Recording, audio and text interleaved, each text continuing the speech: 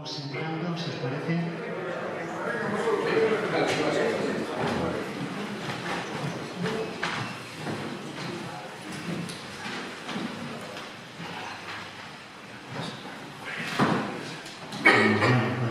Buenas tardes a todos. Gracias por vuestra asistencia y por vuestro interés por este tema de máximo interés, yo creo. Y gracias sobre todo a Agustín Barberá, el técnico que nos va a hablar de la agricultura regenerativa. Un asunto muy pertinente en estos momentos, dado que sufrimos una crisis, por un lado, ecológica de un calado enorme, y por otro lado, las explotaciones agrícolas viven un momento en el que su rentabilidad ha bajado muchísimo, pues porque dada la situación mundial, sus costes de producción han subido muchísimo, básicamente porque el petróleo empieza a ser escaso y ha subido mucho de precio, y todos los insumos dependen prácticamente del precio del petróleo. Y es pertinente la conferencia y la temática porque nos va a hablar de agricultura regenerativa, que va en la línea, por un lado, de dejar de trabajar de manera que nuestras tierras sean cada vez más infértiles, provocando esa crisis ecológica de calado y haciendo que sea necesario cada vez en mayor medida haya que usar fertilizantes, pesticidas y herbicidas en mucha mayor medida, con lo cual las explotaciones cada vez son menos rentables. Y Agustín nos va a proponer otra manera de hacer las cosas, con una visión además posiblemente distinta de esa agricultura ecológica que estamos acostumbrados a ver aquí. Será una manera de ver las cosas algo distinta y seguro que aprendemos muchas cosas que él nos puede contar.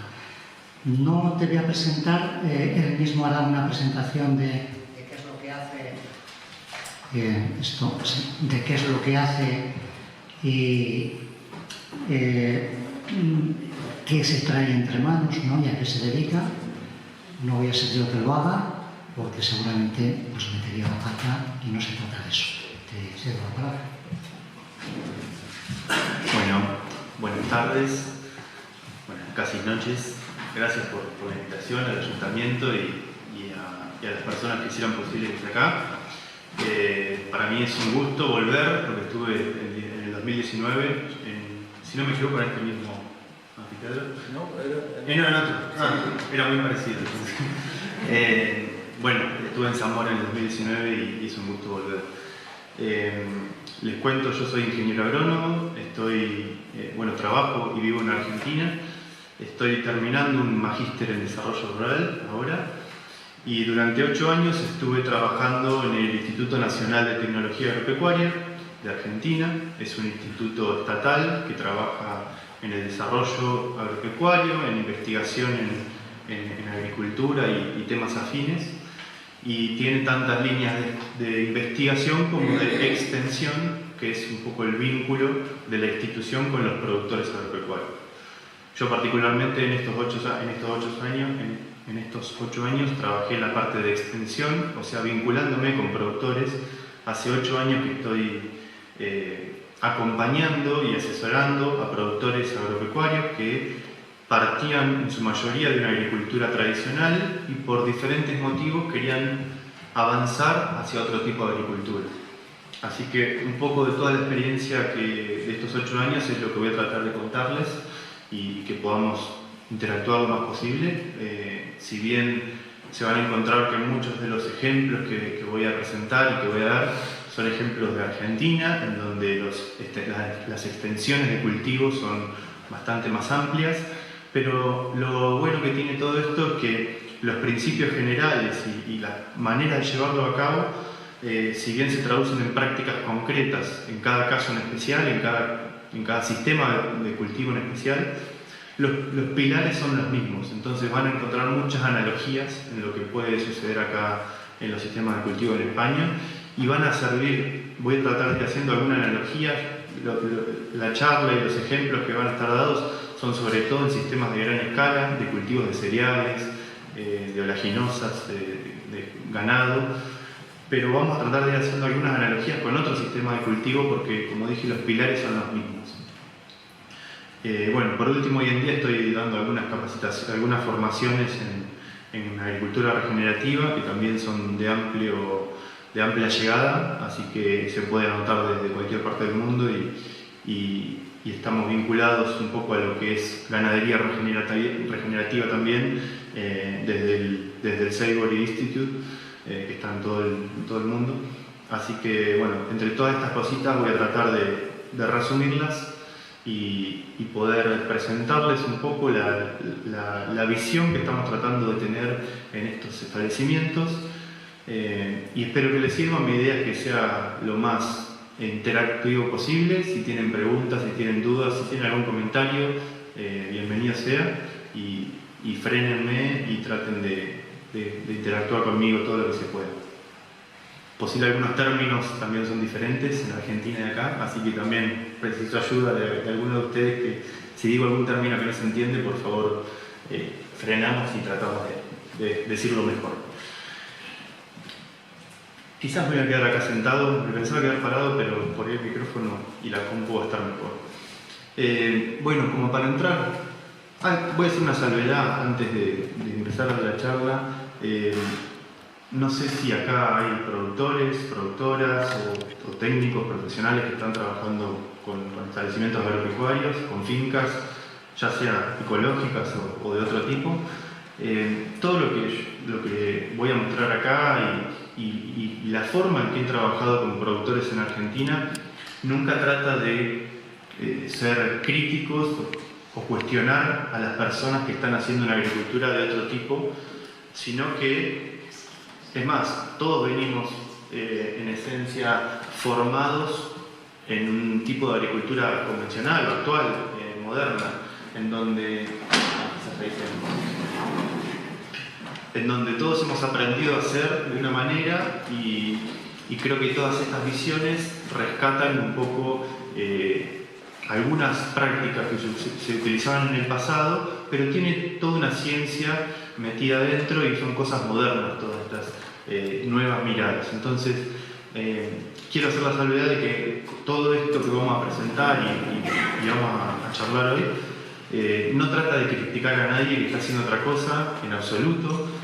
Yo con productores agropecuarios trabajo desde el día cero tratando de avanzar a un aprendizaje con otro tipo de agricultura, pero muchos de ellos se mantienen en un estado de transición, manejando sistemas productivos un tanto convencionales y yendo hacia una agricultura regenerativa. Entonces, la idea no es tratar de criticar lo que se hace hoy, sino criticar o revisar el modelo que todos fuimos formados y que gran parte de los establecimientos productivos están manejando.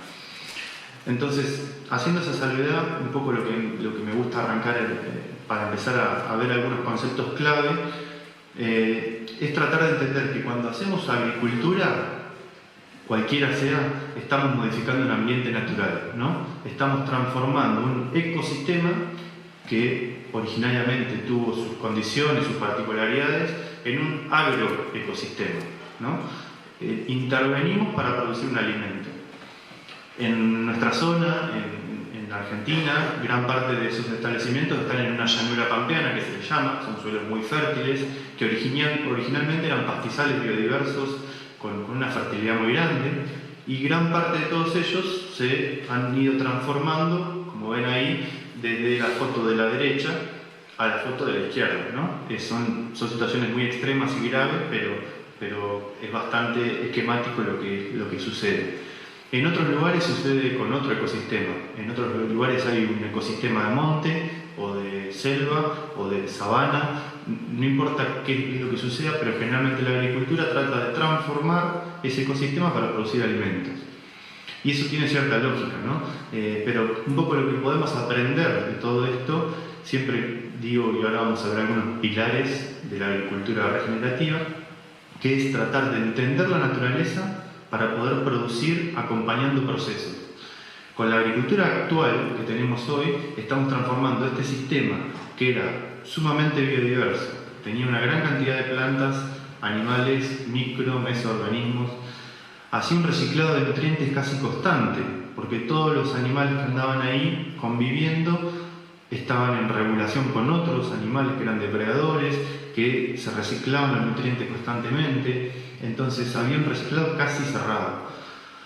Había una regulación biótica por toda esa diversidad bastante equilibrada y tenía, se mantenía en un equilibrio dinámico, ¿no? Cuando había un aumento de algún alimento para algún organismo, ese organismo, esa población de organismos crecía en su población, pero enseguida esa población que crecía era el alimento para otro depredador que había. Entonces había una regulación biótica bastante dinámica y por lo tanto una gran resiliencia de todo eso, ¿no? Y la importancia que eso tiene para los momentos que estamos atravesando hoy. El tema de eso, que ¿por qué el humano transforma un ecosistema natural en un agroecosistema? Bueno, porque quizás en esos sistemas la productividad es casi nula, ¿no? Todo se mantiene en un ciclo cerrado y quizás no nos sirve del todo, aunque hay otras miradas hoy en día, por ejemplo la ganadería regenerativa, pero hay otras miradas que podríamos empezar a producir en estos sistemas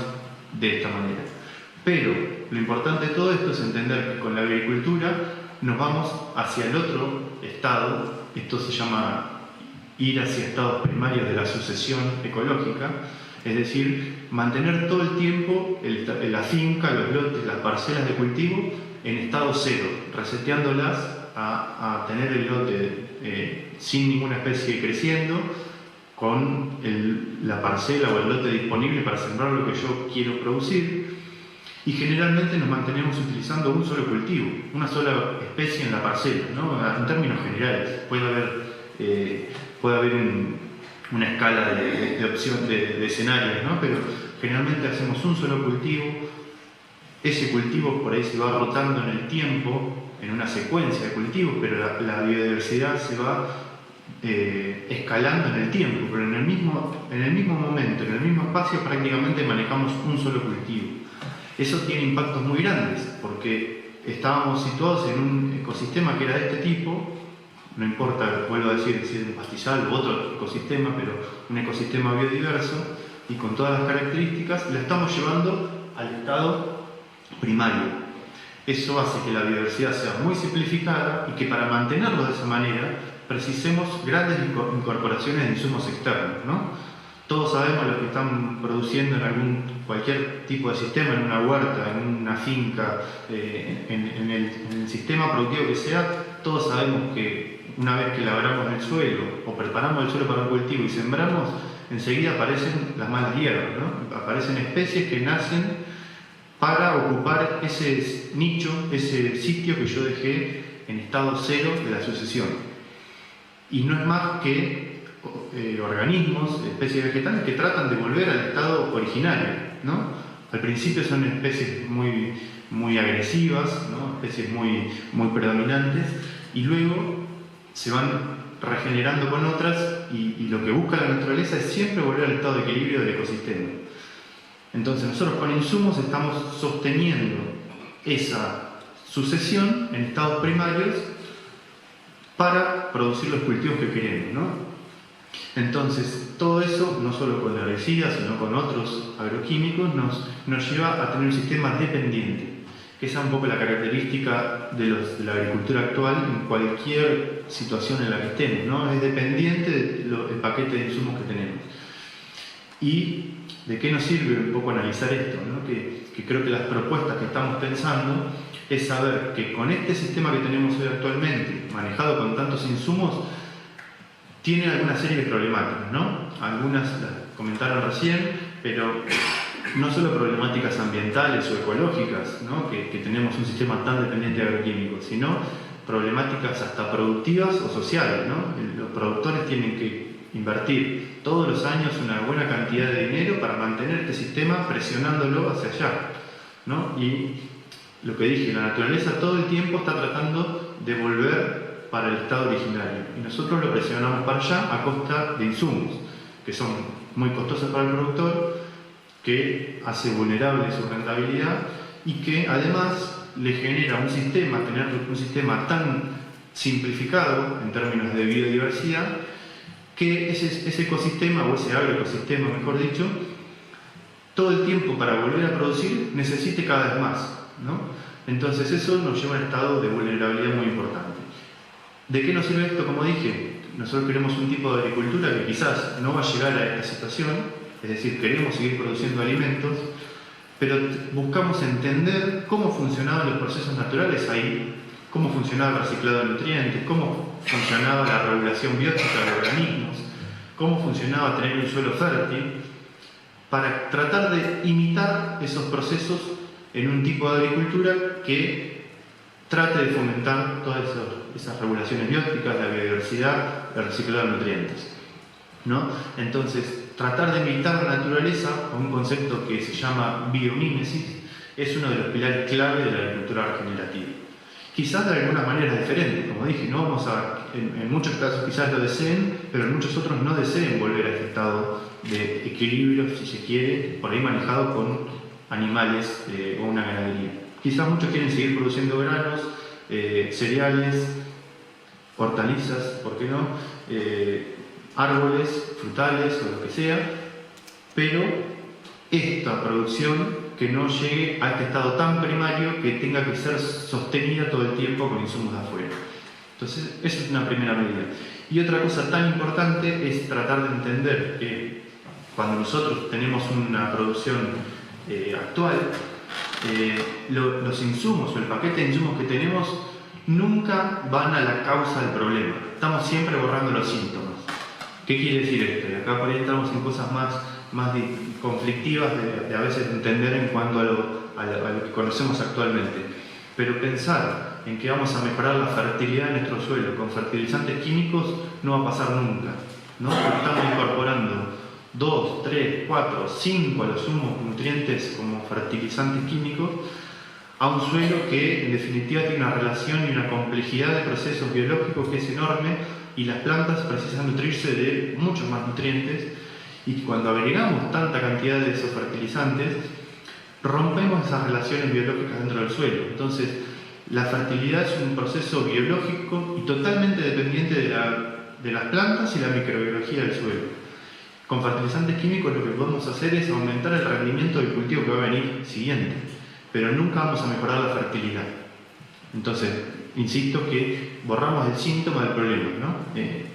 Y eso nos lleva a una rueda de dependencia. Lo mismo con las malezas o las malas hierbas. Nosotros en Argentina le decimos malezas, creo que malas hierbas está bien. Con los herbicidas. Con el herbicida vamos a controlar la maleza, la mala hierba que encontramos ahí en ese momento. Pero a nadie se le ocurriría pensar que no van a hacer más una mala hierba en ese cultivo porque apliqué alguna vez herbicida, no sale de borrar el síntoma. Lo mismo con las plagas y enfermedades.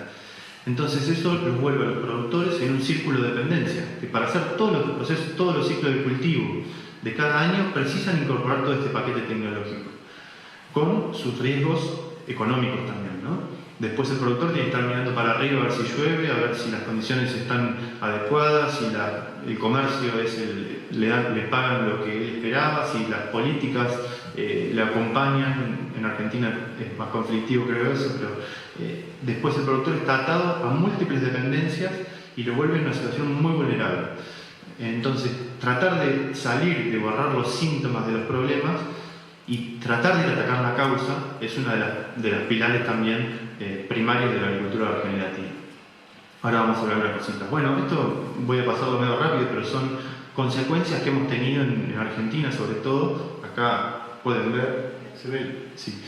La provincia de Buenos Aires, esto es el centro de Argentina. Toda esta zona que está marcada en color sería lo que es gran parte de la llanura pampeana, donde están los mejores suelos de Argentina y del mundo también.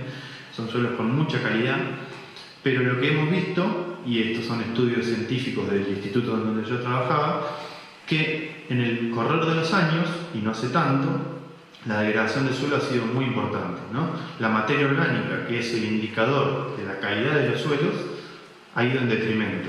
Incluso con una gran preponderancia en Argentina de siembra directa, ¿no? Ustedes conocen lo que es la siembra directa, el proceso de sembrar encima sin roturar el suelo. Eso cuida gran parte de la calidad de nuestros suelos, es decir, no labrar el suelo y no exponerlo a la mineralización es un proceso clave. Pero toda esta siembra directa no ha sido suficiente porque la simplificación de nuestro sistema ha llevado a que esa materia orgánica, que era un proceso de formación biológico, con tanta simplicidad del sistema y con tantos químicos incorporados, nos han llevado a que incluso se esté perdiendo. Creo que en España, con tantos años más de agricultura, esto puede ser peor todavía, ¿no? Nosotros tenemos menos años de agricultura en nuestro suelo. Y así lo mismo con otros indicadores, ¿no? Tenemos pH, que es un indicador también de la acidez del suelo, y eso determina la actividad microbiológica. Potasio, que es otro nutriente. Magnesio, peor incluso. Zinc, peor incluso. Calcio, son todos nutrientes que están deficientes y que prácticamente hoy en la producción agropecuaria argentina sobre todo, pero creo que pasa en gran parte del mundo, se reponen mediante fertilizantes, al menos 2 o 3 nutrientes, sobre todo el fósforo, el nitrógeno y puede ser algún otro. Ya en Argentina se está pensando en el azufre, en el zinc, pero fíjense que lo que decía yo de que la calidad del suelo, la fertilidad, que es un proceso biológico y que depende de un montón de cosas, se está descuidando y claramente estos indicadores nos lo están marcando. Además tenemos una resistencia de las malas hierbas herbicidas enorme. Estos son las apariciones de malezas resistentes o de malas hierbas resistentes ya a múltiples modos de acción de los herbicidas, es decir, ya no a uno, sino que a varios. Entonces, la naturaleza nos está diciendo que resiste y nos está complicando la vida, entre comillas, a la producción por los modos que tenemos de hacer la producción, ¿no? Lo que antes funcionaba muy bien, aplicábamos un herbicida y controlábamos las malas hierbas, ya hoy se vuelve muy difícil. Incluso para muchos planteos se vuelve un conflicto prácticamente incontrolable. Y acá tenemos algunos otros estudios que nos marcan por qué pensar en otro tipo de agricultura, en donde, esto es un investigador uruguayo que estudia arañas relacionadas a los sistemas productivos y encuentra cómo, ¿se ve la foto? Sí. Encontró cómo el herbicida glifosato, que generalmente es el más estudiado en el mundo, pero sucede con varios principios activos más, el herbicida glifosato como a las arañas no era que las mataba, ¿no? Es un herbicida, lógicamente no debería matar las arañas, pero lo que hacía era modificarle su comportamiento. Pasaba de que las arañas que construían una tela de este tipo empezaban a construirlas de este tipo, afectaba su comportamiento. Si somos arañas, me parece que desearíamos tener este tipo de tela para comer, ¿no? En lugar de esto. Y además, bueno, solo el 20% de las telas de araña estaban construidas de este tipo. Y además tardaban mucho más tiempo en construirla y además ponían muchos menos huevos y ponían muchos menos huevos fértiles. Entonces, ¿qué nos está diciendo esto? Que sin entrar, mi intención no es demonizar al glifosato ni mucho menos, no es mi objetivo acá, pero hacernos dar cuenta que lo que cualquier ingeniero agrónomo, cualquier productor quiso hacer para controlar una mala hierba que le complicaba el proceso productivo, en definitiva está aplicando algo que no controla o no puede manejar todo lo que se relaciona en ese ambiente, en esa finca. Es decir, nadie quiere aplicar un herbicida para modificar el comportamiento de una araña, pero sucede. No lo podemos manejar tan simplificadamente. No es que podemos aplicar el glifosato o cualquier herbicida y con el resto de los componentes de nuestro ecosistema no va a pasar nada. Estamos manejando biología y la biología de los sistemas vivos, por su particularidad, tiene la característica que están hiperrelacionados con todo lo demás, ¿no? Tienen una matriz de relaciones muy grande, entonces es muy difícil que podamos afectar solamente uno de esos componentes. Y es otra causa más para pensar otros modos de hacer agricultura y que justamente gran parte de todas estas, bueno, acá no lo puse, pero el estudio este también está relacionado, que gran parte de todas estas arañas consumen gran parte de los que son considerados organismos plagas en nuestros cultivos. Entonces, tenemos plagas, pero tenemos un sistema tan simplificado que nos lleva a que esos equilibrios dinámicos, esas regulaciones bióticas no estén funcionando, ¿no? Entonces creo que esto era como para hacer una introducción breve de por qué podríamos considerar una agricultura diferente, y creo que lo que más en esencia busca cualquier tipo de agricultura que busque regenerar los suelos, pensar en el proceso ecológico que estamos haciendo al producir y que también busque los beneficios para el productor. Yo siempre aclaro en esto que mi trabajo es darle las mejores condiciones y las mejores recomendaciones y asesoramiento a los productores. Mi trabajo, más allá que encontré después una beta ecológica en lo que hacía y me llama la atención y me hace sentir gratificado en eso, mi objetivo máximo es que el productor agropecuario pueda producir mejor, con menos riesgo y tratando de desenvolverse en su sistema productivo de la mejor manera. Entonces, un poco como hacía la salvedad al principio de no criticar a las personas que están haciendo otra cosa, lo que podemos pensar es que todo esto viene de una manera que nos han formado los profesionales, que los productores agropecuarios se han formado también y han cambiado en el transcurso del tiempo. Hoy hablábamos que nuestros antepasados que estaban en la agricultura quizás hacían una agricultura un poco más parecida a lo que vamos a proponer, y en el transcurso del tiempo, en muy poquito tiempo, de una manera muy rápida, cambiamos mucho las lógicas productivas, la tecnología, la modernización han simplificado mucho eso para los productores, pero bueno, hoy en día se están viendo las consecuencias de manejar los sistemas vivos de esta manera. Entonces, me parece que lo que sí hay que proponer cambiar es la mirada, ¿no? La mirada por cómo hacemos agricultura.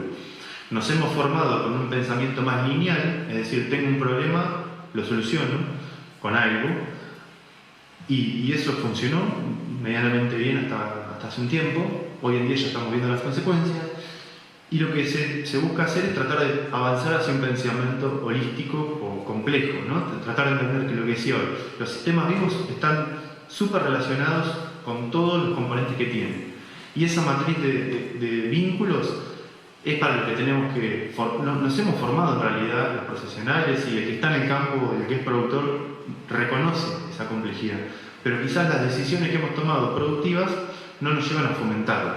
Entonces lo que hay que desaprender un poco es esa linealidad que nos hemos formado y aprendido, y tratar de ir avanzando a una mirada más compleja, más holística, y tratar de fomentar estrategias que busquen eso. Entonces tenemos algunos principios de la agroecología, que es lo que yo decía, son claves para, y ahora vamos a ver algunos pilares de la agricultura regenerativa que son similares, pero los principios de la agroecología son los que nos marcan qué podemos hacer para fomentar todos estos procesos que buscamos hacer, como dije hoy, ya sea en una huerta, en un campo en una finca de gran escala, en una producción de frutales, en un sistema de producción ganadera, en cualquier sistema productivo. Si queremos hacerlo de una manera regenerativa, con visión de la agroecología, tenemos que tratar de fomentar estos principios. Estos principios van a ver que son bastante generales, y eso tiene lógica porque acá no hay receta, no hay una receta que yo les diga a ustedes esto tiene que hacer así, así, así, y hacen agricultura regenerativa. No hay recetas replicables de un lado al otro, incluso de una finca vecina a la otra. No debería ser así, porque tiene mucho de consideración de la integralidad, el holismo, ¿no? Las personas que están en cada finca, las maquinarias, si tienen herramientas o máquinas para hacerlo, la idiosincrasia de ese productor, el suelo cómo está, el tipo de producción que hace, todo eso, todos estos pilares que vamos a ver acá se van a tener que traducir en prácticas para cada casa, que vamos a ver algunas. Entonces lo que tenemos que buscar todo el tiempo es reciclar los nutrientes. La biomasa y la disponibilidad de nutrientes tienen que estar siempre en constante reciclado, ¿no? Tenemos que generar que ese proceso de producción de biomasa de una planta y producción de raíces hacia abajo sea constantemente un recirculado para el suelo. Eso es lo que va a generar las condiciones propicias para que ese suelo tenga las mejores condiciones para que se desarrolle el cultivo, ¿no? Que es lo que dice ahí. Y sobre todo la actividad biológica. La actividad biológica del suelo es lo que tendría que ser el foco o el norte principal. Por supuesto, minimizar todas las pérdidas que podamos, pérdidas de suelo por erosión, pérdidas de luz, de agua, de nutrientes. Favorecer la diversificación, es decir, pensar en que tenemos que tratar de fomentar la biodiversidad lo máximo posible, todo lo que se pueda, interacciones bióticas que podamos, y vamos a ver algunas de ellas ahora. Y traducido en algunos otros pilares, son análogos, pero bueno, por ahí más sintéticos, son como qué cosas nos pueden servir para avanzar en esto. Bueno, lo dijimos hoy, pensamiento holístico, sistémico. Tenemos que tratar de entender que esa red de vínculos es sumamente compleja y que no vamos a manejar un solo componente sin afectar a todos los demás. Entonces tendríamos que tratar de avanzar hacia eso. Entender que la naturaleza lo que ha predominado siempre para que los sistemas lleguen a su clímax es la cooperación, más que la competencia. La cooperación y esos vínculos son los que hacen mantener un sistema resiliente. Y justamente puede ser algo para ayudarnos a pensar estrategias que avancen a la cooperación. La biodiversidad, la biomímesis que hablamos hoy. Entender que la naturaleza funciona por patrones o ciclos, ¿no? Todos conocemos las estaciones del año, pero después hay un montón de procesos y patrones que se van dando en el suelo, en el ambiente, con las lluvias, bueno, demás. Y lo que hablábamos hoy de sucesión, ¿no? Lo de sucesión ecológica. Entender que la naturaleza siempre va a tender a avanzar hacia el clímax, hacia su estado de equilibrio. Nosotros podemos agarrar y acompañar un poco o pensar de qué manera podemos no estar peleando todo el tiempo en contra, ¿no? Y esto no lo digo de una manera romántica, de estar en contra de la naturaleza, sino lo que decía hoy, que para los productores eso significa estar todo el tiempo invirtiendo dinero en comprar insumos para mantener ese sistema en ese estado. Entonces, esto lo voy a pasar medio rápido porque me gustaría que vayamos bien a las prácticas y ver cómo lo llevamos a cabo, pero bueno, creo que el puntapié inicial es entender que lo que tenemos que hacer para una agricultura regenerativa es regenerar el suelo, tener el suelo en las condiciones más fértiles que podamos, y para que un suelo sea fértil lo tenemos que considerar como un organismo vivo, ¿no? Tenemos que entender que ese suelo tiene que estar vivo. Y algunos me dirán, ahí vemos, ¿no?, algunos procesos característicos de un organismo vivo, ¿no? Respira, infiltra o toma agua, es decir, el agua que cae tiene que infiltrar, no tiene que escurrir o correr, y tiene que quedarse lo máximo posible en el suelo, ¿no? Se alimenta y tiene una piel que lo recubre.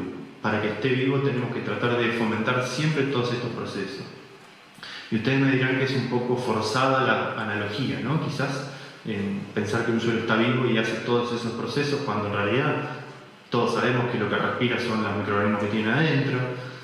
Para que infiltre agua aparece una estructura, ¿no? Una estructura esponjosa que capte el agua. Se alimenta también, se alimentan los microorganismos que están adentro.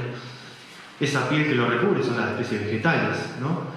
Y se regenera todo el tiempo, ¿no? Bueno, eso podemos hacer una analogía real con, por ejemplo, nuestro cuerpo humano. Si pensáramos, por ejemplo, que en nuestro cuerpo humano tenemos más células de bacterias que células propias nuestras, ¿no?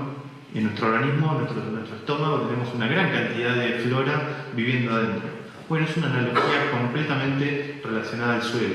El suelo per se tiene que sentirse y analizarse como un sistema vivo, y tenemos que tratar de predominar todo el tiempo que se generen estos procesos de respiración, de alimentación, que el agua que caiga se infiltre y que quede ahí en el suelo y demás.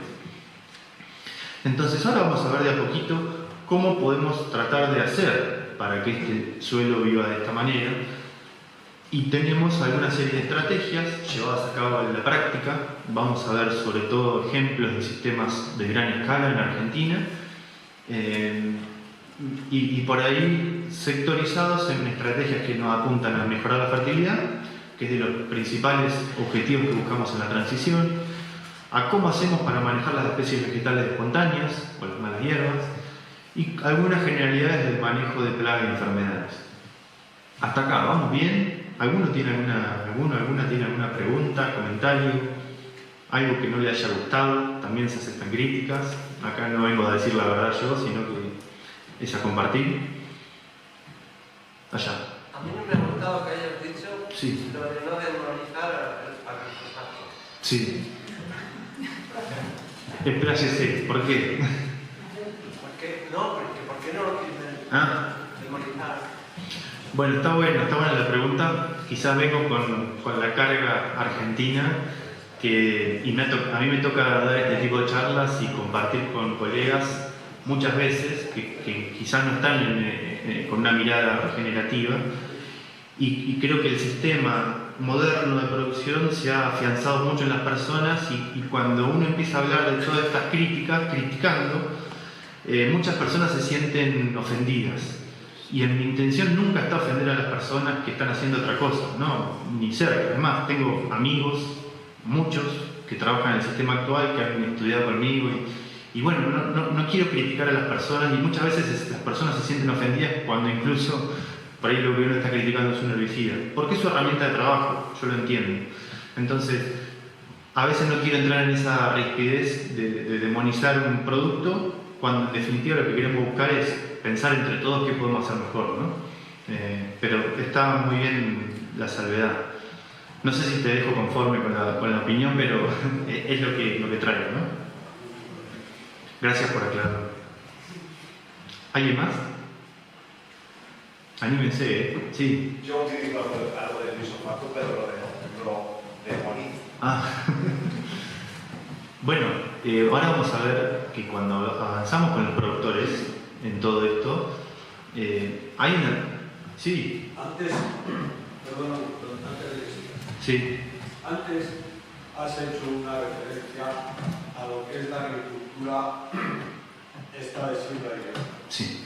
Yo es que no sé si se puede comparar, porque yo creo que es muy difícil extrapolar el suelo argentino y las condiciones medioambientales a nivel mundial. ¿Por qué digo esto? Porque yo creo que en Argentina no sé cómo funciona la siembra directa exactamente, algo de vino. Pero aquí ya se riegan las tierras con glifosato. Es decir, el que hace agricultura ecológica, o sea, agricultura de siembra directa, ya echa hasta 8 y 10 litros por hectárea de glifosato, que es una auténtica barbaridad. Por eso yo, bueno, pero quiero decir que eso ya entra dentro del programa, porque yo aquí, con el suelo que tenemos nosotros, lo que más limpia las malas hierbas es la vertedera. La gente que diga lo que quiere, pero la experiencia mía es esta. Está buenísima la pregunta. Ya, eso lo dices tú, pero yo te digo que no, porque mi experiencia es esta. Yo no escuché el otro comentario. ¿Querés decirlo? A la chica. No, que digo que a usar de la vertedera también digo que Bueno, están buenos los dos conceptos y las dos preguntas, y podemos hacer una salvedad, y comparto con el señor de que la agricultura en siembra directa en Argentina se mantiene a costa de herbicidas, ¿no? Eso es así. Ahora, la siembra directa es una práctica que se viene fomentando hace mucho en diferentes sitios sistemas de cultivo, pero no necesariamente la siembra directa tiene que ir sí o sí con el herbicida. Me gustaría que ahora, en lo que vamos a ver, veamos algunas opciones que estamos manejando para avanzar en siembra directa, tratando de prescindir del herbicida, ¿no? Con algunas estrategias que vamos a ver. La siembra directa, en definitiva, es sembrar encima del suelo sin rotularlo, ¿no? Eso es en esencia. Ahora, lo que se ha encontrado como fácil de hacer y como útil también, es que eso funcione con herbicidas, ¿no? Con la lógica lineal que veíamos hoy, eso ha funcionado muy bien, muy bien con la salvedad que decía el hombre. Se usan una serie de litros de glifosato y cada vez más creciente, y otros herbicidas también. Lo que buscamos es algo coherente entre los dos comentarios, ¿no? Tratar de hacer una siembra directa, tratar de mejorar el suelo, de no tratar de roturarlo lo mínimo que se pueda, y cuando hay que hacer alguna roturación, ahora vamos a ver, tratar de usar algunas maquinarias que nos permitan mantener la cobertura del suelo, que es la piel que el suelo precisa para mantenerse sano y fértil. Así que ahora vamos a tratar de ver algunas cosas, pero buenísima la salvedad. Y algo que le iba a contestar al otro señor, que decía de que usaba glifosato, pero también lo demonizaba, es que en Argentina, con los productores que estoy trabajando, claramente todos parten de un sistema actual de producción. Y el cambio no se da de un año para el otro.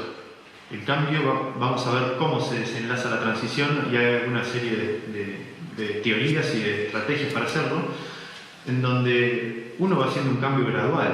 Y en algunas partes del cultivo los productores siguen haciendo su agricultura actual, moderna, porque saben que todavía no han podido desarrollar su sistema para no utilizar agroquímicos, y poco a poco van generando escenarios o lotes o parcelas que sí en esas les permite hacer una reducción o una producción sin agroquímicos. Y eso después, con el tiempo, se trata de avanzar hacia eso, todo lo más posible. Hay productores que llegan más rápido, otros más lentos, pero el norte está hacia ahí. También me ha tocado productores que dicen: yo de un año para el otro no quiero aplicar más nada, no quiero pulverizar más mi campo. Bueno, eso hay que saber correrse riesgos también. La biología no sucede, no es para ansiosos. La biología tarda su tiempo, los procesos naturales tardan su tiempo en recomponerse. Si uno está ávido de desarrollar ese cambio tan drástico por su situación económica o por su situación productiva, puede afrontarlo, pero posiblemente sea una situación mucho más riesgosa que lo que un productor lo hace gradualmente. Está en cada caso, ¿no? Bueno, vamos a entrar a ver algunas cuestiones de estrategias concretas, cómo tratamos de mejorar la fertilidad, cómo manejamos las especies espontáneas y algunas consideraciones de manejo de equilibrios poblacionales, en donde, vuelvo a repetir, no vamos a ver recetas. Posiblemente yo les puedo... Recetas, está bien, ¿no? No, yo les puedo comentar qué hemos hecho en algún caso, pero no es para tomarlo y copiarlo. A mí me gustaría que ustedes agarren el concepto de por qué usamos esa estrategia. Entonces, nosotros sabemos que tenemos que mejorar la fertilidad del suelo, todo el tiempo. Todos los cultivos que hacemos, estamos pensándolos para que nos dejen el mejor escenario para el cultivo que viene, las mejores condiciones de la parcela para el cultivo que viene. Hoy la agricultura actual, ¿qué hace? Le doy las mejores condiciones al cultivo que vamos a tener, se cosecha, arranca el proceso productivo de vuelta, ¿no? Si hace falta fertilizante le agrego, si hay que aplicar herbicidas se aplican, y así genero las mejores condiciones para el cultivo que voy a hacer en ese momento. Es una visión bastante cortoplacista. Lo que buscamos acá es al revés, generar las condiciones, producir en buenos rendimientos y buenas producciones, pero a la vez ese lote, esa parcela me tiene que dejar las mejores condiciones para el cultivo que va a venir. Todo el tiempo estamos pensando eso. Entonces, ¿qué precisamos o qué consideramos que tenemos que tener para tener fertilidad en el suelo? Bueno, hay tres procesos claves que se tienen que dar. Uno es biodiversidad, que ahora vamos a ver algunas cositas de por qué la biodiversidad es clave, pero ¿se han puesto a pensar ustedes alguna vez que las plantas, o la gran mayoría de las plantas, son el único ser que está mitad de su cuerpo, mitad de su parte por encima del suelo y mitad debajo del suelo? Es el único ser que está todo el tiempo, o gran parte de las plantas al menos, están todo el tiempo en ese intercambio. Con todo lo que hemos aprendido en la escuela primaria del proceso de fotosíntesis y cómo la planta a través de la fotosíntesis genera energía para todo lo que vive abajo, ese proceso es clave. Pero hay algo tan importante que muchas veces en la facultad no lo hemos aprendido, que cada planta se asocia con un pool, como una comunidad de microorganismos específica. Cada planta tiene sus socios para asociarse, valga la redundancia. Entonces, tener una sola planta, un solo tipo de planta en una parcela, me está diciendo que toda la microbiología que está en ese suelo, o gran parte de la microbiología que está en ese suelo, está íntimamente relacionada a la planta que hay. Cuando yo tengo más diversidad de plantas, puedo potenciar más diversidad de microorganismos, que van a ser la clave para la fertilidad. Recuerden que la fertilidad es un proceso biológico y tiene que tener fomento todo el tiempo de la microbiología. Entonces, esa biodiversidad, sobre todo en familias de plantas, todos conocen el proceso que hacen las plantas leguminosas. ¿Hay alguien que no lo sepa? Con las raíces de las plantas leguminosas y las bacterias del suelo. ¿No? Bien. Algunos sí lo saben, ¿no? Bien. Entonces, ¿qué importancia tiene que tengamos diferentes familias de plantas? Bueno, las leguminosas, las familias de plantas leguminosas, la soja, la alfalfa, los tréboles, la vicia, besa, le dicen. la arveja, lenteja. Todas esas especies son familias leguminosas y tienen la capacidad de asociarse con una bacteria del suelo en un nódulo que se forma en la raíz, y esas bacterias tienen la capacidad de captar o fijar el nitrógeno que hay en el aire, ¿no? Ustedes saben que en el aire tenemos un 78%, alrededor más o menos 78% de nitrógeno, está en estado gaseoso y de esa manera las plantas no lo pueden absorber. Y el nitrógeno es un nutriente fundamental para las plantas. Cuando están las leguminosas, están las bacterias esas en el suelo que se asocian en ese nódulo, la familia de plantas leguminosas con esa bacteria tiene la capacidad de fijar ese nitrógeno y hacen una simbiosis que se llama, es un arreglo de sociedad. La planta le da productos de la fotosíntesis a esa bacteria y esa bacteria fija el nitrógeno del aire y se lo entrega a la planta en forma disponible. Ese proceso clave, les voy a contar una anécdota. Ese proceso, cuando yo fui a una escuela rural, a una escuela agraria, cuando a mí me enseñaron en la primaria, en la secundaria, ese proceso a mí me pareció extraterrestre, ¿no? Parece algo tan loco, y eso fue lo que me motivó a mí a estudiar agronomía. Yo decía, si me están enseñando esto en la primaria y este proceso me parece tan alucinante que se arreglan dos seres diferentes para convivir y generar algo mejor, digo, la cantidad de relaciones que habrá en el suelo, y yo quería conocerlas todas. Y creo que ese proceso de la fijación biológica es clave para tener una agricultura regenerativa, que genere una fertilidad constante en el suelo y que podamos prescindir del uso de fertilizantes. Ahora vamos a ver algunas cositas con los otros nutrientes. Entonces, tener biodiversidad es clave. Cada especie de planta se asocia con una comunidad diferente de microorganismos. Mediante exudados, se llaman exudados radicales, la planta entrega compuestos para que vengan los organismos que a ella le sirven, ¿no? Y forman una comunidad. Entonces, tener biodiversidad es clave. ¿Cómo tenemos biodiversidad? Algunas estrategias que podemos tener. Bueno, rotación de cultivos es algo que generalmente se hace, desde una huerta hasta una agricultura digamos, de gran escala, pero ahí rotamos solamente en el tiempo.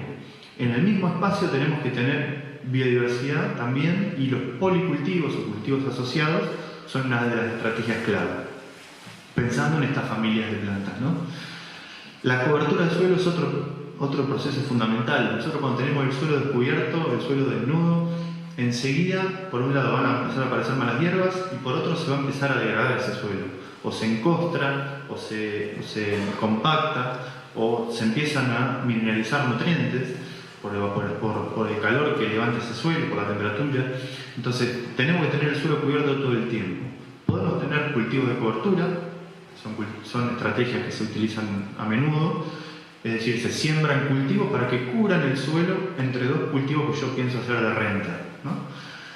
Y también los policultivos nos pueden servir. Ahora vamos a ver algunos ejemplos donde yo pongo un policultivo o un cultivo asociado solo para cosechar alguno de ellos, ¿no? Cosecho, por ejemplo, un trigo, y el trébol que yo sembré asociado a ese trigo queda como cobertura hasta que yo siembre el cultivo siguiente, ¿no? Eso también podemos usar. Y después reciclar nutrientes todo lo que podamos, ¿no? Tenemos que entender que tenemos un proceso agrícola que van a salir nutrientes y van a salir biomasa de nuestra finca. Tenemos que tratar de que esos nutrientes se reciclen constantemente y que generen esa fertilidad, ¿no? Bueno, vamos a avanzar y vamos a ver algunas cosas. Entonces, ahí se ve bien, ¿no? Entonces, ¿qué estrategias podemos pensar llevadas a la práctica? Bueno, usamos muchas, no hay una receta, vuelvo a insistir. Tenemos asociaciones de trigo con trébol, hemos utilizado bastante.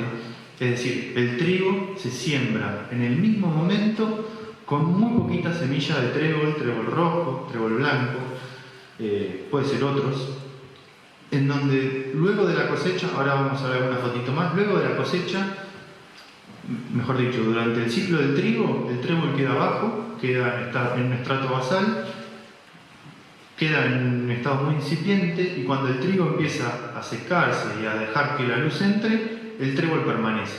Y eso lo podemos dejar, si queremos, hasta el próximo cultivo. Si tenemos animales de pastoreo, podemos usarlo para pastorear. Podemos darle múltiples opciones. Y es una leguminosa, recuerden. Esto me está generando la fertilidad, el nitrógeno, para el cultivo que va a venir.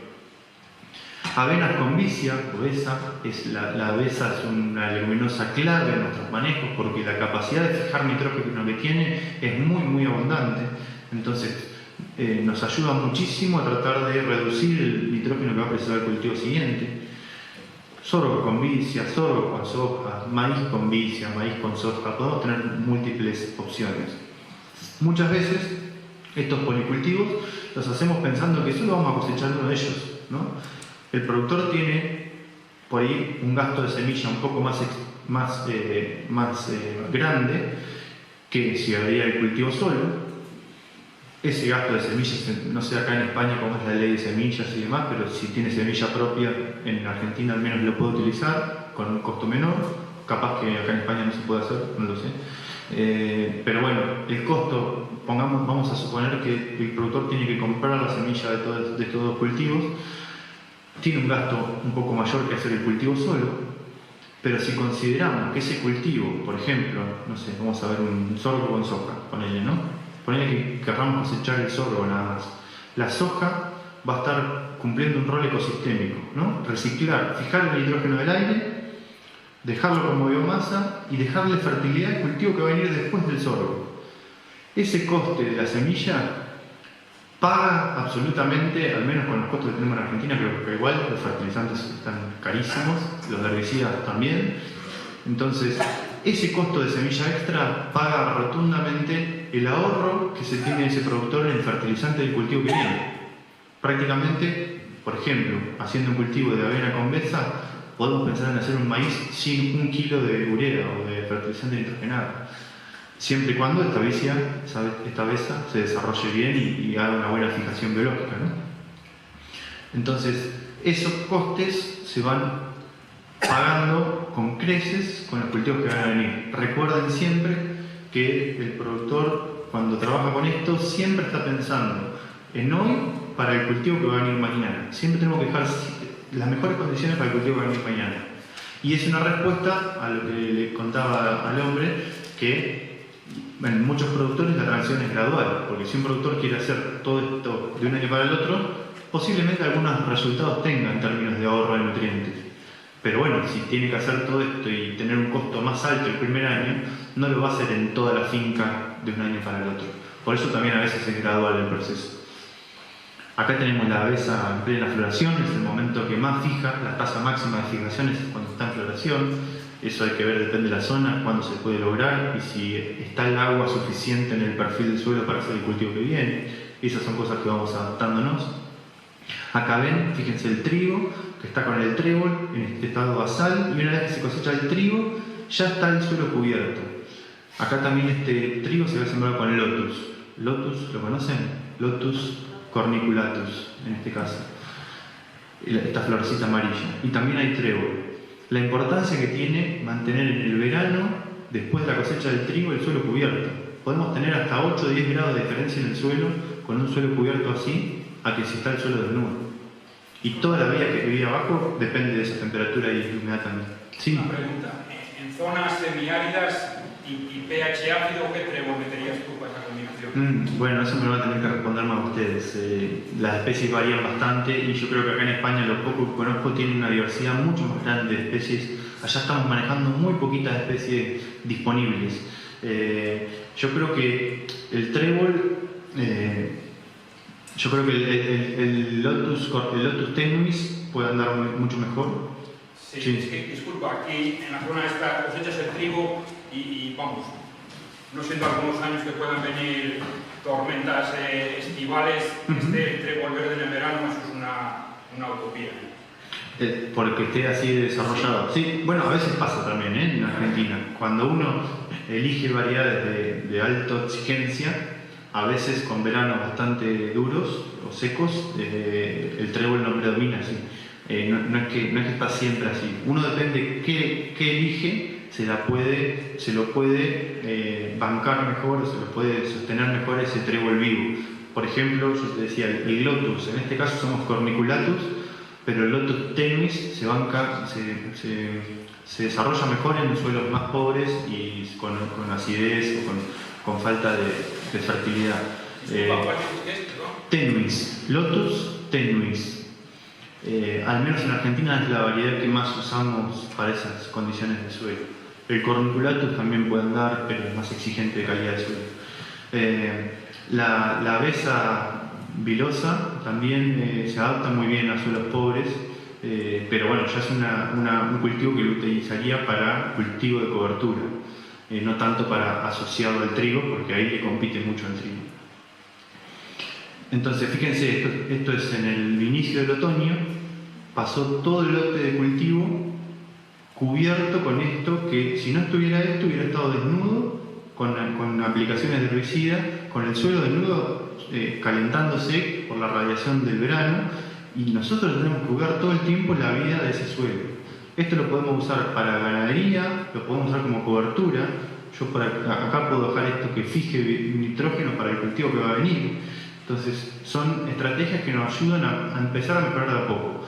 Esto, el productor solamente gastó 3 kilos por hectárea de trébol agregadas a las condiciones normales del trigo. No fue un gran gasto. Si vemos lo que nos repercute después, ese gasto está sumamente pagado. Y la diversidad nos lleva a tener esta diversidad de raíces también, ¿no? La exploración del suelo es importantísima. Acá tenemos el lotus en comparación con el trébol, son dos especies leguminosas, pero a la vez tienen diferentes tipos de sistemas radicales, que es lo que queremos tener. Nosotros tenemos que ver diversidad de raíces para que nos generen un buen suelo. En la medida que lo podamos hacer, lo podemos hacer. Acá tenemos algún productor mostrando la raíz de la alfalfa. Siempre lo mostramos para decir, bueno, la alfalfa pura tiene una raíz de este tipo y quizás si tenemos un suelo muy compactado, la raíz de la alfalfa no es suficiente para descompactar el suelo. Precisamos gramíneas asociadas y raíces en cabellera para que me generen una estructura mejor del suelo. Centeno con vicia como cobertura, lo podemos pensar para cosecha también. El centeno es una especie muy agresiva y en suelos más semiáridos se la banca mucho mejor que otros gramíneas. Podemos pensar en estas alternativas. Las coberturas que nos permiten, recuerdan, mantener el suelo cubierto, y esto se hizo con, a ver si hay alguna fotito, no tengo la foto del rolo, no sé si conocen los rolos de los cultivos de cobertura que aplastan este material y dejan esta cobertura para frenar el desarrollo de malezas y además me van a generar que ese suelo tampoco quede desnudo, ¿no? Y algo muy importante pensar que muchas veces se piensa que el residuo de lo que dejamos arriba del suelo es el alimento para la fertilidad, y eso tiene un ciclo de vida muy cortito y en general termina siendo muy pobre el aporte de todo lo que cae por encima del suelo. Acá hay estudios, yo no sé si se llega a ver algo ahí, me interesa que vean los recuadros, que es el resumen, que dice que la mayoría del carbono y la materia orgánica que realmente nos importa, que es la estable, la que está en profundidad en el suelo, más allá de los 10, 15, 20 centímetros, es la generada por raíces, ¿no? Todo lo que las raíces generan y se descomponen y quedan como deposiciones, eso es lo que genera el secuestro de carbono. Todo lo que tengamos por encima del suelo enseguida vuelve a la atmósfera y si lo aprovechan los cultivos lo aprovechan, pero después vuelve a la atmósfera. Entonces el humus está formado, la materia orgánica está formada gran parte por lo que es raíces. Y eso es otra causa más para tener biodiversidad de raíces. Si sabemos que eso es un proceso biológico y le damos un solo tipo de alimento, por ejemplo solamente gramíneas, ese proceso de humificación o de formación de materia orgánica se vuelve muy pobre, muy pobre. Incluso a veces no se logra cuando son altas las extracciones. Tenemos que darle comidas diversas. A nadie nos gusta comer siempre lo mismo, a las bacterias del suelo tampoco. Entonces, tener diferentes tipos de plantas que tengan diferentes tipos de raíces, que se mueran y que generen esa materia orgánica, son cosas vitales para este proceso. Y eso después alimenta toda la red trófica, ¿no? Y las plantas, como dije, es el principal eslabón por la fotosíntesis, pero después es lo que alimenta toda esa red trófica.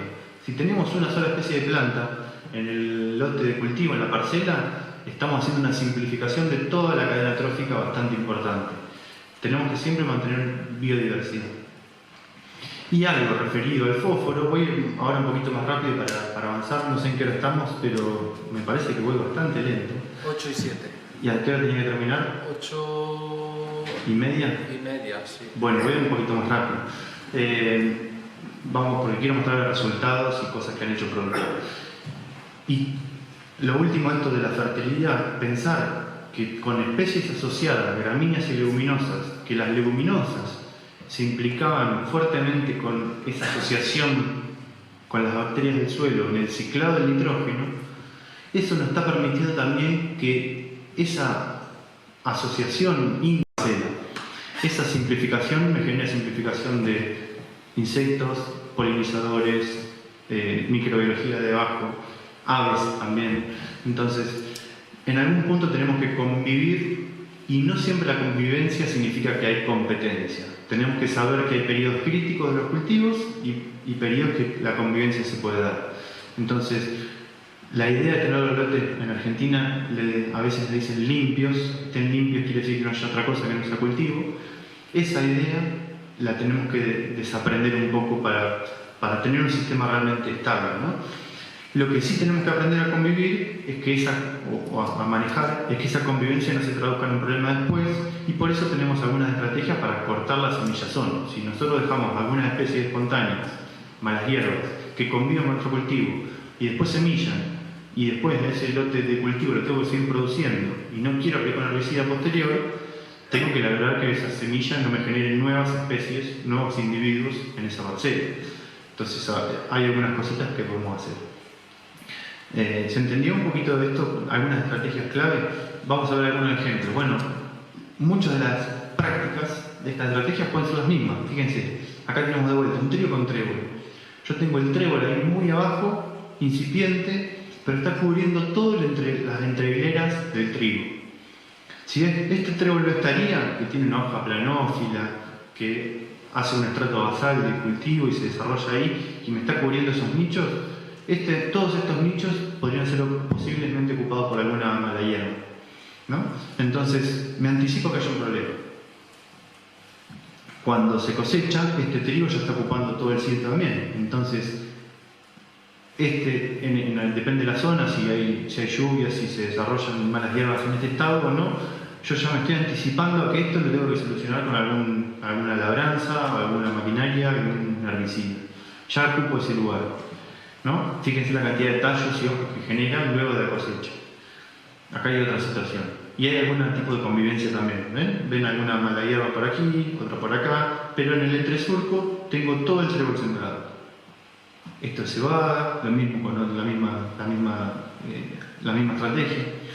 Acá tenemos otro cultivo, en este caso es un maíz, y lo que ven abajo es avena con besa tirada al boleo, ¿no? El boleo, mientras estuvo este cultivo desarrollado, se boleó la semilla para que nazca. El momento es obviamente clave para que haya alguna lluvia y que pueda germinar y pueda desarrollarse. Pero ¿esto qué implica? Fíjense, cuando está este cultivo entregado, el maíz, está entregado ya para cosecha, ya está sumamente desarrollado todo el cultivo anterior. Si esto no estuviera, esto estaría plagado de malezas, de malas hierbas, o el productor tendría que aplicar una herbicida para que esté limpio, ¿no? Entonces, nos anticipamos al problema. Luego se cosecha y ya tengo el lote sumamente cubierto. Y encima tengo una leguminosa que me está ciclando el nitrógeno para el cultivo que va a venir después. Yo esto lo puedo utilizar para pastoreo, lo puedo utilizar como cobertura, como le mostré hoy. Esto puede crecer hasta que se desarrolle, se vaya a sembrar el próximo cultivo y ahí se le da fin de alguna manera, y eso me generó los nutrientes y me cubrió el suelo para el cultivo que viene. Si yo lo tuviera desnudo del suelo, entre cultivo y cultivo, podemos tener grandes complicaciones para toda la fertilidad que veo abajo. Otros ejemplos, cultivo, ¿lo conocen? Está recién naciendo, de semilla que se cayó de la cosecha. Trigo sarraceno, ¿lo conoce alguno? ¿Alguno? Bueno, el trigo sarraceno tiene una rapidez de crecimiento enorme. Esto es la cantidad de semillas caídas de la cosecha. Nosotros en Argentina lo tenemos que hilerar para cosechar al trigo sarraceno, es difícil cosecharlo en pie. Entonces en la hilera se hace hileras. Surco. Sí, surco, hilera. Sí, se corta, se hace perfecto. Entonces allá lo tenemos que hacer así, porque tiene una floración muy prolongada y escalonada, entonces nunca termina de florecer y largar semillas y flores y semillas nuevas, entonces con eso se homogeniza el secado. Pero ¿qué pasa? Como es tan larga la floración, las primeras semillas que se formaron se caen y generan esto. Cuando se levanta la cosecha, se puede ver como una pérdida de cosecha, pero para nosotros es fundamental para generar la cobertura del suelo, y fíjense que en 2-3 semanas esto se genera así, y qué malahierbas podrían hacer acá con todo este colchón de trigo sarraceno, en muy poquito tiempo. Y en nuestra zona, con las primeras heladas del invierno, esto se muere solo. Me genera una cobertura ideal para sembrar en directa, sin utilizar agroquímicos, ¿no? Es una táctica que a veces usamos y a veces incorporamos el trigo sarraceno en algún cultivo de cosecha de verano, en poquitas dosis, en poquitas densidades, para que justamente haga esto. Se semilla y no lo cosechamos, queda ahí como cultivo asociado. Se semilla, cae, y eso me genera la cobertura para lo que va a venir. Y no tengo que andar reseteando, hoy hablamos de reseteo, resetear con una maquinaria, con una vertedera, con un disco o con un herbicida. Bueno, competencias, las besas, sabemos todo el poder que tienen de crecimiento y la rapidez que tienen y cómo se trepan. Tienen zarcillos que se van trepando, como las arvejas. Acá están los rolos. Estos son los rolos para rolar la cobertura, ¿no? Eso genera una capa de cobertura vegetal que impide el desarrollo de especies que vayan germinando. La que germina, la mala hierba que germina, se muere porque se encuentra una cobertura tal que no lo deja prevalecer. Y también esto guarda mucho más la humedad. Si lo sabemos manejar, el cultivo consume humedad. Pero si sabemos manejar los momentos de cortado, de rolado, esto me guarda mucho más la humedad que tenga el suelo desnudo, ¿no? Bueno, estos son otros ejemplos, siembras en cruzado. Elegir especies, hoy dije que sean más competitivas. Acá tenemos una variedad de cebada que es mucho más rastrera o que crece más para los costados antes de para arriba. Podemos elegir entre variedades de acuerdo a esto. La convivencia, acá ven, esto es una besa con avena que se había llenado de flor amarilla en este caso, o mostacilla, había de las dos. Nosotros le decimos Diplotaxis, para el que la conozca, una crucífera de invierno, que puede ser problemática para los cultivos que van a venir. Bueno, acá convivimos un poco. Este verdeo fue un verdeo para el consumo ganadero. Este verdeo tuvo 7.000 kilos de materia seca con un 30-31% de proteína, o sea que la convivencia estuvo bien. La mostacilla no generó ningún tipo de detrimento en la producción. Y se cortó, consumido con animales, antes que semille, ¿no? Se logra controlar antes que semille. Se pastorea, se deja una cama de cobertura muerta, consumida por animales y reciclado con los animales, con sus deyecciones reciclan los nutrientes. Y en otros casos, lo otro que le contaba, estamos utilizando algunas maquinarias que me permiten, cuando todo esto no funciona, hacer un corte de las malas hierbas sin disturbar la cobertura del suelo. Esto se llama ya Carpitec, es un pie de pato, no sé si lo conocen. Pie de pato se utiliza acá. Ahí el señor me dice que sí. No, pero a ver si así lo conocen. No. Bueno, esto hay desarrollos en varias partes del mundo, no es de Argentina nada más, en Francia también se usan. A veces se ven estos pies más extensos y sin estas estrías.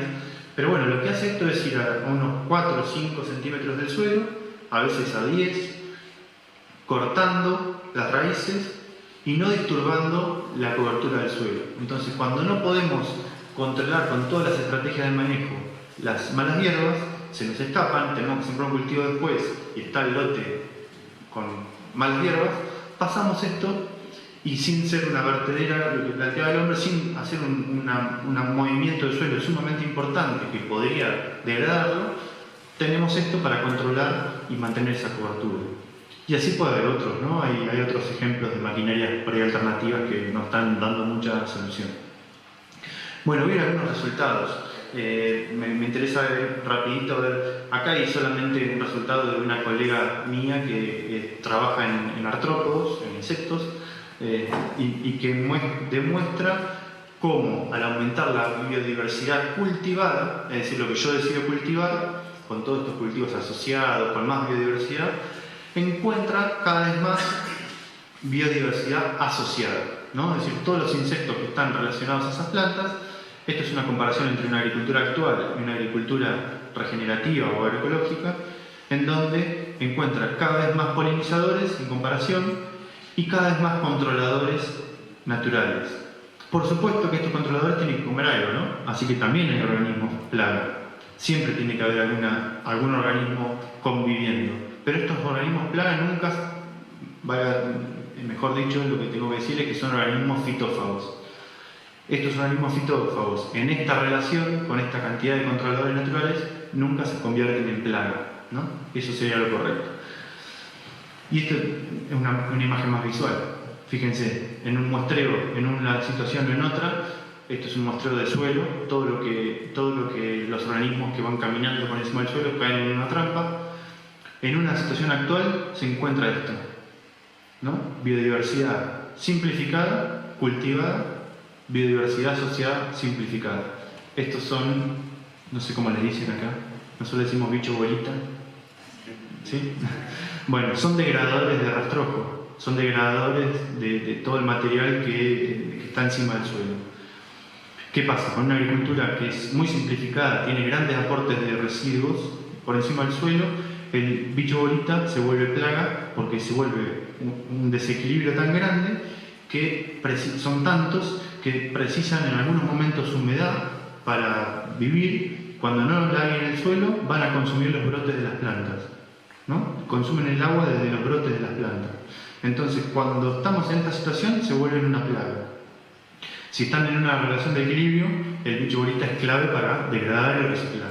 Pero fíjense, cuando tenemos un manejo biodiverso, con cultivos asociados, con policultivos y con reciclado de nutrientes, nos encontramos esto, que hay una diversidad enorme de insectos.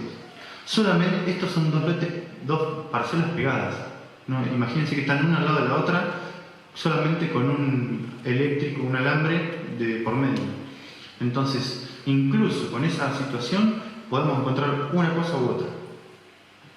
Bueno, en algunas situaciones en establecimientos productivos estamos haciendo corredores biológicos o cordones biológicos, se les llama, que son áreas que conecten sitios de mayor biodiversidad. Algún arroyo, algún río, algún monte, las casas que hay de los predios, que generalmente tienen más árboles, o cualquier área que sea más biodiversa, hacemos un cordón donde se deja que venga la vegetación espontánea o se siembra algo muy biodiverso, en donde eso es el sitio para que los diferentes insectos, animales, aves predominen, sabiendo que nosotros en el resto del establecimiento vamos a hacer una simplificación un poco más importante de la vegetación, como dijimos anteriormente. No vamos a llegar en nuestra situación de cultivo, haciendo una agricultura, difícilmente vayamos a llegar a una situación de clímax, como por ejemplo nosotros tenemos un pastizal natural. Acá no sé qué será el ecosistema de equilibrio. Puede ser también un pastizal, un monte, hay varios. posiblemente. Bueno, posiblemente en una agricultura no vamos a llegar nunca a eso. Y en el proceso de transformación del suelo o de cambio de uso del suelo se va a dar. Pero en algunas partes del establecimiento priorizamos que haya sitios como estos cordones, pueden ser mínimos, no tienen que ser muy extensos, pero que conecten estas áreas de mayor biodiversidad. Acá estamos plantando algún arbolito, autóctono sobre todo, de Argentina. Y esto era lo que les decía, que los resultados anteriores de la biodiversidad asociada se dan en este módulo que tenemos experimental de comparación, donde comparamos un manejo actual con el manejo agroecológico o regenerativo. Y algunos resultados que quiero que vean, acá están después de una serie de años, son después de 5 o 6 años que hemos estado aplicando estas prácticas. Este módulo ahora tiene más de 10 años de historia. Todos los años medimos producción, rentabilidad del productor y algún muestreo de suelo. Lo que hemos hecho, en este caso, después de 5 o 6 años, nos demostró que la materia orgánica de ese suelo originalmente era el mismo lote. Este era el mismo. Nosotros en el año 2011 empezamos a manejar esto de manera ecológica y este lote siguió con su manejo actual. Después de 5 años de cambio y aplicación de estas prácticas, logramos tener en los primeros centímetros del suelo casi un 1% más de materia orgánica, ¿no? Y eso todo lo que implica: cantidad de nutrientes, retención de agua, vida dentro de ese suelo. Y a eso le llamamos regeneración. Tener un suelo que sea a la vez también la porosidad. Esto es la densidad aparente, pero es la inversa de la porosidad. Es mucho más poroso. Ahora les voy a mostrar una foto de ese suelo. Entonces, miren, nosotros partimos con suelos con muy buena calidad, 5% de materia orgánica, ¿no? Les dije que los suelos de Argentina son muy buenos y de mucha calidad. Pero no todos los suelos en los que trabajo están iniciando en esta cantidad. Hay suelos que partimos de 1,5, de 2. Perdón. Entonces, lo que podemos hacer es mejorar ese ciclado de nutrientes, mejorar la fertilidad, mejorar la biología del suelo para que realmente se regenere y secuestre carbono y genere materia orgánica. En este caso solamente son en los primeros centímetros del suelo porque manejamos cultivos anuales. Son cultivos anuales que tienen una vida de meses y ustedes saben que el cultivo anual en relación al perenne tiene una exploración de raíces mucho menor. Un cultivo perenne puede profundizar mucho más. Si esto involucraríamos especies perennes, podríamos mejorarlo en profundidad. Y a su vez tenemos resultados de mediciones enzimáticas del suelo. No quiero entrar en detalle de esto, solo mostrarles que hay ensayos científicos y mediciones que demuestran que el cultivo tiene mucho más nitrógeno, el manejo agroecológico tiene mucho más nitrógeno, tiene mucho más carbono en el suelo, tiene mucho más biomasa. Esto es carbono de la biomasa microbiana, es decir, toda la masa de microorganismos que hay adentro es mucho mayor. Y también a las enzimas, ¿no? Que es como una medición indirecta de esa actividad biológica. Si hay más enzimas, hay mucha más actividad. No los quiero aburrir con estos datos. Entonces, fíjense, este es un suelo y este es el otro. No tengo que decir cuál es el agroecológico, ¿no? Fíjense lo que les decía de cómo se genera un suelo u otro según el manejo. Ahí la lombriz apareció de casualidad. Está un poco tendenciosa la foto, pero es real. Y algo no menor son todos los resultados económicos año a año, ¿no? Nosotros tenemos un sistema que es mixto entre ganadero y agrícola. Hacemos cultivos para que el ganado los consuma en pie, en pastoreo directo, y algunos cultivos que cosechamos y son granos. Y esos lotes comparativos que mencionamos hoy los medimos desde el año 1, que es lo que va pasando. Fíjense, para los que no están ávidos en números, lo que está en azul es el ingreso neto, es el precio que tiene ese alimento, o sea, ese grano cosechado, por la cantidad que se cosechó ese año, el ingreso neto. El coste directo, son todos los costes que tuvo directamente ese cultivo para hacerse, ¿no? Gastos de siembra, semillas, si tuvo algún insumo y alguna aplicación. Y luego lo que queda, la resta de eso, el ingreso menos el coste, es el margen bruto que le llamamos, ¿no? No es rentabilidad, pero es un indicador económico de resultado económico. Entonces, cada año hacemos eso. ¿Qué pueden ver? Acá ven que el agroecológico cada año es este de acá, este de acá, este de acá, este de acá. Lo que me interesa ver de esto es solamente una cosita. Después, si quieren, podemos entrar en detalle. Yo les puedo dejar la presentación. Ya voy cerrando. Pero me gustaría ver que solamente los años que hubo margen bruto negativo, es decir, el manejo que tuvo margen bruto negativo fue el manejo actual de producción. Perdón. Son todos estos años. Fíjense que la barrita esta, bueno, acá está en verde cuando es positivo y cuando estuvo negativo está en naranja. Esta que estuvo en naranja siempre fue el modelo actual de producción. ¿Y por qué sucedió? Fue por los costes que tuvo, por los insumos que aplicó, y fueron 4 años en donde las lluvias fueron considerablemente más bajas. Hubo seca, ¿no? Bueno, acá lo agregué hasta el 2011, pero esto lo hacemos todos los años, tendría que actualizar el gráfico. Pero sucede lo mismo todos los años, ¿no? Cuando los resultados productivos por el clima del año no dan lo suficientemente adecuado para que el productor coseche lo que espera, pasa esto. Y así nos pasa en Argentina, creo que pasa acá también, que los productores cuando les pasa esto es en un lote de una parcela. Después, si te pasan en todo el campo y en todo el establecimiento y tengo que seguir produciendo, o tengo que volver a invertir con mayor riesgo, porque ahora tengo que ganar el doble porque perdí el año anterior, o tengo que pedir crédito, endeudarme, y eso sucede en Argentina mucho, creo que sucede en todas partes del mundo, ya el señor me dice que sí, es algo constante, y el riesgo que se tiene es enorme. En Argentina estamos hablando que establecimientos medios están invirtiendo miles de dólares por año, cada productor. Y lo ve pasar, ¿no? Y en relación a todo lo acumulado en la historia que tiene este módulo, lo que podemos ver es que producimos similar, producimos lo mismo, porque el ingreso, es decir, la cantidad producida por el precio, nosotros no le estamos poniendo un precio más al ecológico, es el mismo precio. Nosotros lo que ustedes llaman ecológico acá, en Argentina se le dice orgánico y tiene un mercado diferencial. Esto no se trata de, en estos desarrollos no estamos hablando de costes de precios diferenciales, es el mismo precio para el cultivo. Lo que gana el productor es a producir igual a menor costo. Fíjense, un 50% menos de coste, lo que le da una mejor margen bruto y por supuesto una mejor rentabilidad o retorno por el dólar invertido. Eso es lo importante. Esto es claro. Bueno, voy a pasar porque quiero ir un poquito más rápido. Esto es algún establecimiento productivo que estamos siguiendo, cómo han bajado los costes en relación a lo que arrancaron, cómo mejoraron su margen bruto en los años. Esto se está dando en fincas enteras también, no es solamente una parcela de experimentación. Este productor ya ha reducido totalmente los fertilizantes aplicados, ha reducido totalmente los herbicidas y ha reducido totalmente los insecticidas. Bueno, herbicidas acá puse casi total, pero ya este último año redujo toda la totalidad. Y sigue produciendo lo mismo, eso es lo importante, ¿no? Este productor tiene 200 madres vacunas en producción de cría, hace todo el engorde de lo que cría y tiene producción de 2 o 3 lotes de trigo y cebada.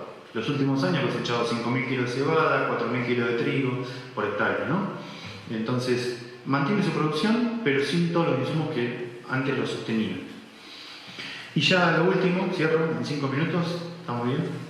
En 5 minutos me gustaría hablar esto de la transición y que, voy a ir rapidito acá, que decimos que en la transición, y esto que hablamos, los productores no lo van a hacer, es difícil que lo hagan de un año para el otro, salvo que se certifiquen como ecológico y lo tengan que hacer obligadamente o por convicción. Pero cuando trabajamos en estos acompañamientos, yo asesoro productores para que hagan este proceso de transición, se dan estos 4 niveles que plantea la bibliografía y que yo los vi muy marcados en la práctica, ¿no? En los primeros 2 niveles, que se trata de la ecoeficiencia y la sustitución, generalmente los productores empiezan a aplicar prácticas para reducir algún insumo posterior, ¿no? Hoy hablamos de las leguminosas, evitar algún fertilizante, hacer un cultivo de cobertura, evitar un herbicida. Y eso cumple una lógica de utilidad, ¿no? Todos queremos hacer algo, invertir energía y tener un resultado. ¿Qué pasa con esto? Si no avanzamos de este nivel 2 de sustitución, lo que sucede es que muchas veces el ecosistema, nuestro agroecosistema, nuestra finca, no tiene todos los procesos regulatorios andando, funcionando bien. Entonces, si no avanzamos a este nivel de sustitución y avanzamos hacia el rediseño, hacia el rediseño del sistema, posiblemente nos encontremos siempre en una situación muy vulnerable. En todo esto, estos niveles van conviviendo. Yo les dije hoy, productores que van arrancando en alguna parcela, otras parcelas siguen haciendo su sistema actual. Entonces, en esos niveles, en esas parcelas, mejor dicho, predomina el nivel 1 de la ecoeficiencia. Es decir, productores que ya están queriendo ir hacia una agricultura regenerativa, capaz que tienen que seguir aplicando algún agroquímico, pero buscan hacer el agroquímico menos nocivo, o reemplazarlo por algún insumo biológico, o hacerlo en la condición última que lo deberían hacer, ¿no? Tratando de evitar al máximo posible.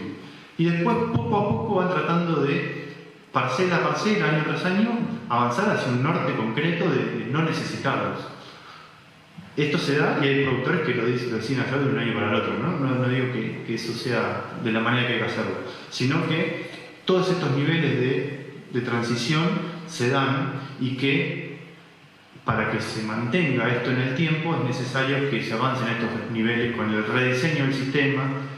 Los corredores biológicos pueden ser una estrategia para rediseñar nuestro sistema, que haya corredores que tengan más biodiversidad, que conecten áreas, que haya insectos, aves que se interrelacionen unos con otros, y pensar en la expansión de la cultura regenerativa que le ponemos acá.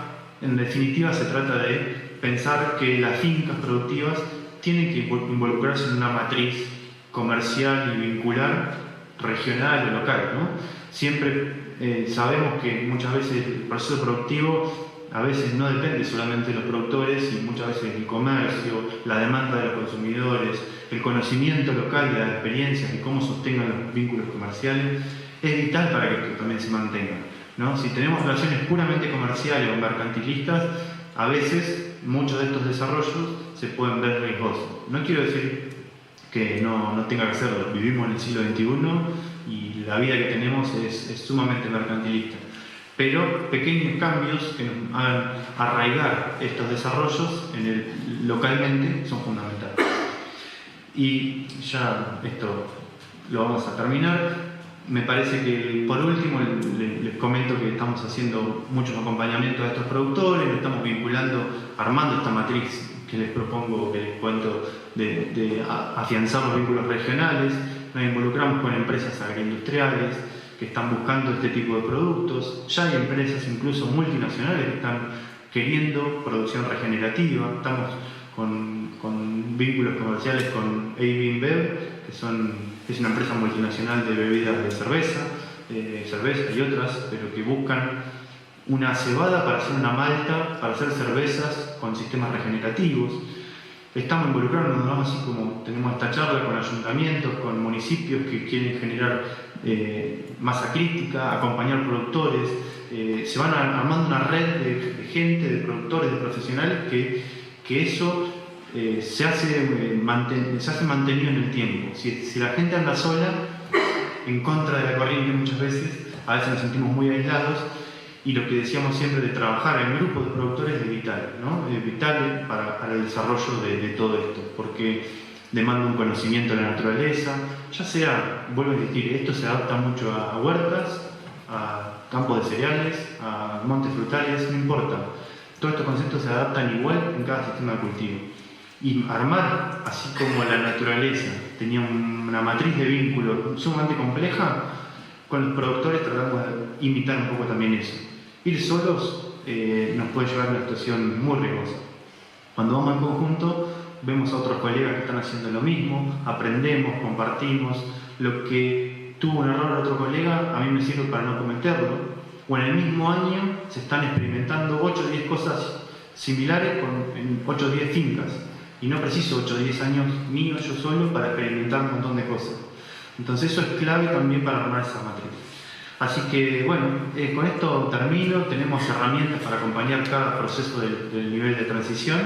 Creo que algunas de ellas las traté de explicar o comentar. No sé si ha habido preguntas, comentarios o algo que no se entendió. Sí. En los policultivos, uno de los policultivos de los que hablabas era el trigo contreras. Sí. ¿No entra en competencia por el agua? Bueno, depende de qué trébol uses y depende en qué zona estés.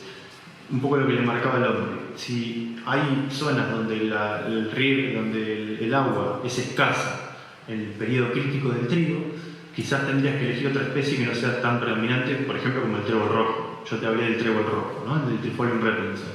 Ese, en nuestra zona al menos, en primavera empieza a crecer un poco más. Si uno pondría, por ejemplo, un lotus o alguna otra especie que no es tan competitiva, podrías adaptarla si tenés escasas lluvias en ese momento, ¿no? Algo que me parece clave para comentarte ahí es que siempre, si uno analiza el trigo u otro cultivo en asociado y solamente analiza ese cultivo, posiblemente siempre tengas una predominancia que el cultivo único tenga un poco de desarrollo mejor, ¿no? Obviamente vos estás poniendo otra especie que va a tomar justamente agua, nutrientes. Quizás uno eligiéndola puede ser esa competencia menor o peor. Lo que pasa es que cuando empezamos a cambiar la lógica de visión con esto que estamos hablando y ampliamos el espectro de análisis y no analizamos solo el cultivo, ese detrimento, en algunos años, a veces no se da incluso esa competencia, pero ese detrimento vos lo ves referenciado en los cultivos que van a venir. Si vos, por ejemplo, tenés un trigo que te rindió 4.000 kilos y tenés un trigo con trébol que te rindió 3.700 o 3.500, bueno, vos decís coseché 500 kilos menos, es bravo. Pero el trigo te rinde 4.000 kilos, para hacer un trigo el año que viene u otro cultivo, tenés que agregarle, no sé, 100 kilos de urea, 200 kilos de urea. Y si vos empleas el análisis, siempre te va a convenir tener un cultivo asociado, una leguminosa que te cicle para el cultivo que viene.